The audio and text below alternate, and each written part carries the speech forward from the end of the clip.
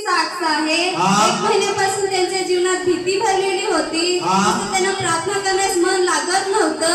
या त्रासासाठी आईने शिबिरमध्ये भाग घेतला आणि आई म्हणते की शिबिरच्या तिसऱ्या दिवशी ती सकाळी उठून प्रार्थना करत असताना या आईच्या डोळ्यासमोर प्रकाश सारखा पडला आणि त्यांच्या जीवनातली जी भीती होती ती पूर्णपणे निघून गेली। तसं त्यांना प्रार्थना करण्यास देखील मन लागू लागलं। आई म्हणते की 3 दिवस होऊन गेले, आई आता पूर्णपणे बरी आहे। काय होत होतं तुम्हाला? 1 महिना झाला मन लागत नाही प्रार्थनेमध्ये, भीती भरली होती आणि त्याच्यासाठी तुम्ही शिबिरमध्ये भाग घेतला आणि शिबिरचा 3ऱ्या दिवसा म्हणजे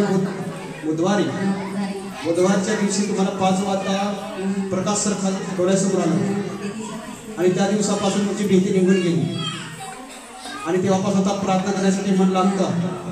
कोणाही तुम्हाला मन दिलं येशूने जोरात